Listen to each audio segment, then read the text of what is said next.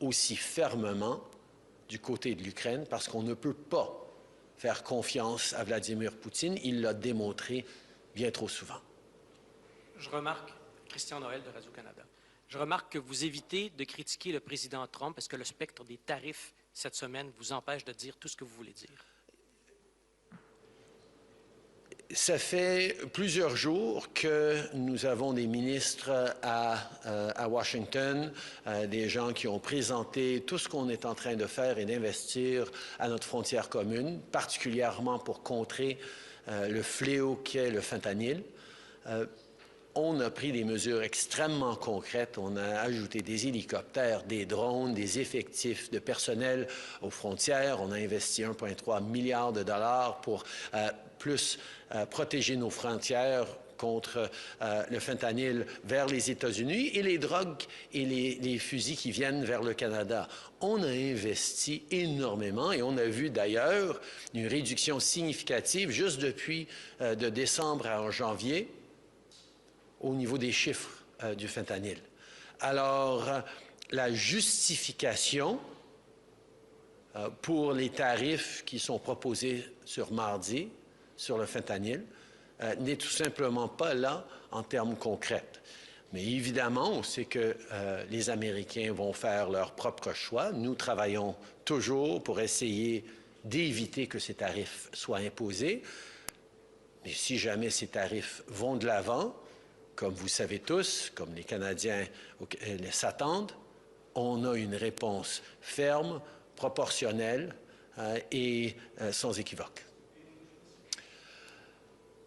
As you know, this past week we've had a number of ministers and heads of agencies, including the CBSA and the RCMP, in Washington to share the concrete measures that we've moved forward with on the border, whether it's the $1.3 billion that have led to new helicopters, drones, 10,000 personnel now across our borders. These are measures that have seen significant reductions in even the small amount of fentanyl that was passing across our borders. This is work that we are doing, as we always have, with the United States to ensure the safety of our border from illegal flows in both directions. The facts establish very clearly that Canada is not an issue in terms of source of illegal fentanyl into the United States. We had about less than 1% when we first started talking about this many months ago. That number is significantly lower than that, even now. But we all know the American administration will make its own choices in terms of tariffs. We will continue to work to ensure, to do everything we can to make sure that there are no tariffs on Tuesday. But if ever there were tariffs on Tuesday, as we have all seen, as we were ready to do last time, we will have a strong, unequivocal, and proportional response as Canadians expect. Mais à la suite des événements de la Maison-Blanche avec M. Zelensky, pourquoi évitez-vous de critiquer le comportement de Donald Trump? Ça fait 8 ans maintenant que je travaille avec le président Trump et je sais qu'on a pu réussir à faire de grandes choses ensemble, que ce soit au niveau de la renégociation de l'ALENA, le renforcement de l'OTAN. On va continuer d'être ferme dans nos valeurs canadiennes, mais on va continuer à essayer de rassembler tout le monde autour de valeurs et de principes communs. Et ça se fait avec des conversations directes, mais en personne. I have now been working with Donald Trump for about 8 years.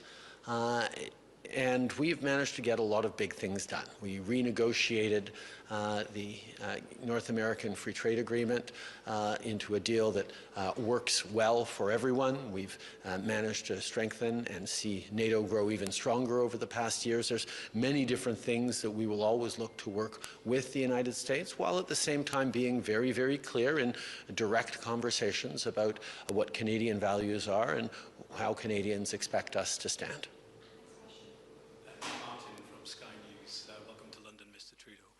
There's a lot of pressure on European nations to increase defence spending, especially because it was front and centre of this summit today. Sir Keir Starmer has announced an increase in defence spending for the United Kingdom. But as you'll know, Canada continues to not spend enough. You aren't meeting your 2% target on defence spending, and the predictions are that you're not going to do that until 2030. That's not good enough given the change of events, is it? Well, the world has changed. The time of peace that we had after the Cold War has been upended, and it is now necessary for countries to be spending significantly more on defense. And Canada is no exception to that. When I took office in 2015, Canada was spending, despite the NATO guarantee of a few years before, Canada was spending less than 1% on defense. It was my government that has tripled defense spending between then and 2030, and we're actually on track to reach that 2%. Now, we understand we all need to do more, and we are busy doing more, including buying 88 F-35s, moving forward on a dozen new submarines to help patrol the Arctic, making investments in NORAD, making investments in capacities, including making investments for Ukraine. And we will continue to do more. That is what not just our allies expect, that's what Canadians expect, and we will keep doing that. But do you think that Canada will reach that 2% way before 2032? And just to follow up, we all saw the events in the Oval Office the other day. President Trump has been very critical of your own defence spending. Given what we've seen, do you see President Trump as an ally or an adversary in all of this? The United States will always be an ally. Americans and Canadians and indeed allies from around the world have stood and fought against tyranny and fascism and Nazism and stood and died together on battlefields across Europe and in various places. We will continue to work together to build a stronger world. Le Canada et les États-Unis et nos alliés de l'OTAN vont toujours être là les uns pour les autres. Il y a des administrations qui ont des perspectives différentes sur un enjeu ou un autre, mais sur les grandes choses, je sais que les Canadiens peuvent compter sur le peuple américain et sur tous nos alliés quand vient le temps d'être là pour la paix et un avenir plus prospère. You were, of course, Prime Minister during President Trump's first term, and he was adamant even then about the 2% NATO commitment. Do you think it's perhaps one of your biggest mistakes not to have addressed that in his years out of office, because he was always going to come back and press on that point again?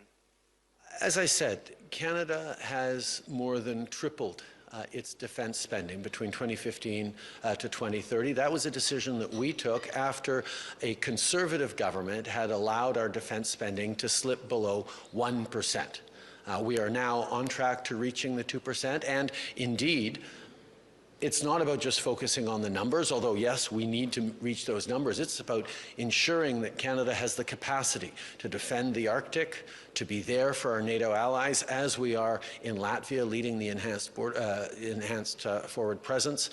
We are going to continue to be stepping up because, quite frankly, Canadian men and women of the armed forces are respected and valued and needed in contexts around the world. And the biggest grumble of many of our partners is, we love Canada, we just need a little more of you. And that is exactly why the Chief of Defence Staff has increased enrollment in the Canadian Armed Forces, and we're stepping up in a number of ways to ensure that we're increasing our defence spending. And I have no doubt that the next Prime Minister of Canada will continue to do just that.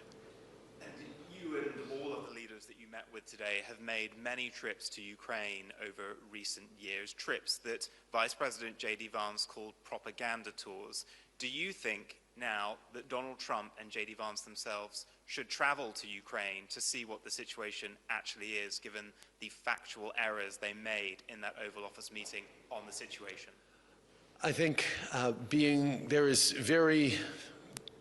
there's no substitute for being there on the ground and seeing both the sandbags on street corners in Kyiv, talking with Ukrainians who express concerns for their loved ones, their brothers, their fathers who are on the front lines, but also see the resilience and the strength and the determination of Ukrainians as they go about their daily lives, as they continue to go to movies and eat on street-side patios and have a semblance of a normal life, even as an enemy country is busy trying to kill their family members and take their land. Ukrainians are an extraordinary inspiration to all who meet them.